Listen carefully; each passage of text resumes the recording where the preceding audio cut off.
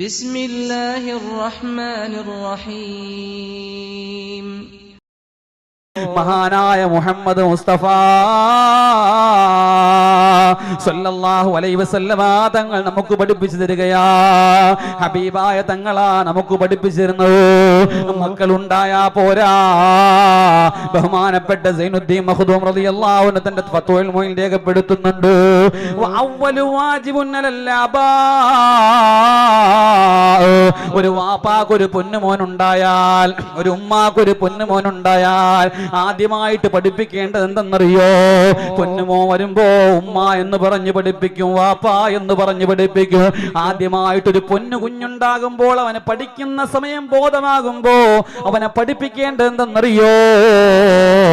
അന്ന നബിയനാ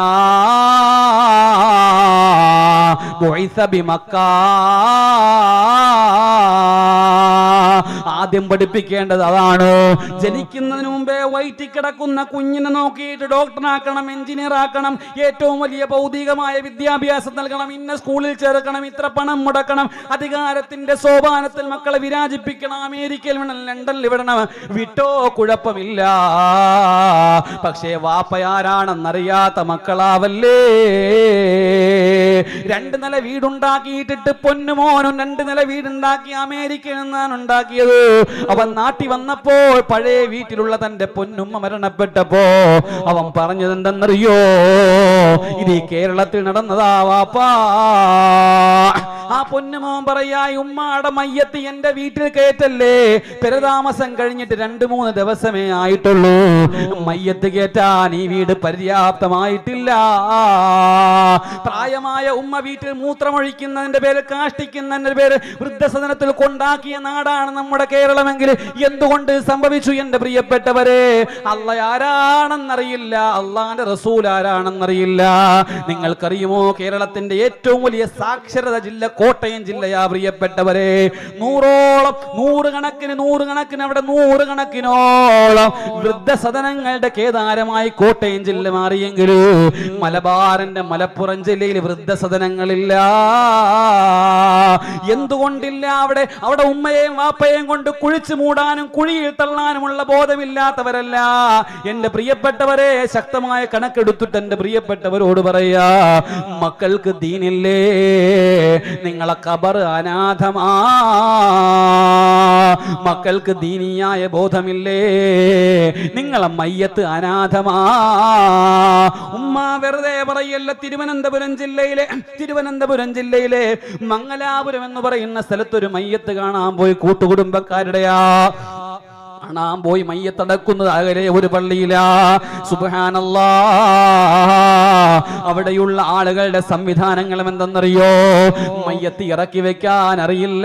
മയ്യത്ത് കബറിൽ കൊണ്ടുപോയപ്പോ മയ്യത്തങ്ങ് കബറിൽ വീണു പോവുകയാ.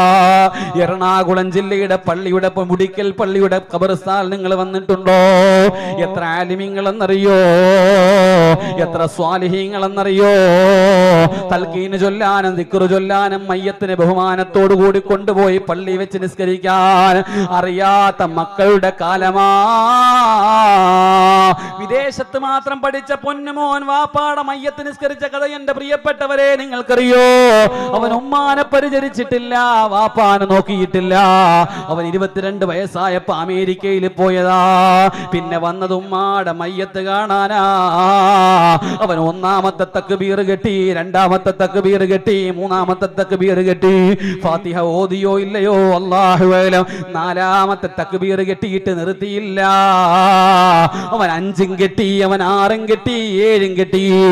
ആളുകൾ സുബ്ഹാനല്ലാഹ് പറഞ്ഞ് മുഫാറഖത്തിന് നിയത്തും വെച്ച് പല ആളുകളും മാറി നിസ്കരിക്കുമ്പോ ഇവൻ ചോദിച്ചു, വർഷാവർഷം ഞാൻ വരുമ്പോ 7 തക്ബീറാണല്ലോ. അവൻ വാപ്പാടെ പെരുന്നാൾ നിസ്കരിച്ചവനാ. അങ്ങനെയുള്ള കഴുതകളെ പോലെയാണോ നിങ്ങളുടെ മക്കളെങ്കിൽ അബദ്ധമാണ്, അപകടമാണ്, ഖബർ അനാഥമാണ്. ചരിത്രം നിങ്ങൾക്ക് കേൾക്കണോ? സഹോദരങ്ങളെ അതുകൊണ്ട് പറയാ, ഭൗതിക വിദ്യയുടെ പിന്നാലെ മാത്രം വിടല്ലേ. ബഹുമാനപ്പെട്ട തഴവ ഉസ്താദ് പാടിയ ബൈത്ത് എങ്ങനെയെന്നറിയോ? ഭൗതിക വിദ്യ വാഹനം കൊള്ളാമെടോ, ഭൗതിക വിദ്യാവാഹനം കൊള്ളാമെടോ, ആത്മീയ വിദ്യയാണ് അതിൻ്റെ ബ്രേക്കടോ. ഇത് വാപ്പായാ, ഇത് ഉമ്മായാ.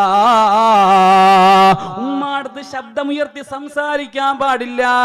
എന്റെ ഉസ്താദിന്റെ വാപ്പാടെ മുന്നില് ശബ്ദമുയർത്തി സംസാരിച്ച് എന്റെ ഹയാത്തിൽ ഞാൻ കണ്ടിട്ടില്ല.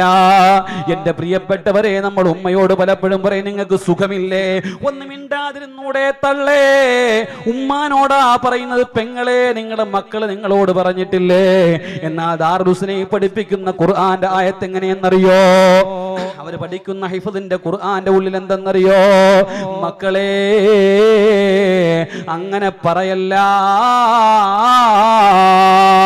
വഖളാ റബ്ബുക അല്ലാ തഅ്ബുദൂ ഇല്ലാ ഇയ്യാഹു വബിൽ വാലിദൈനി ഇഹ്സാനാ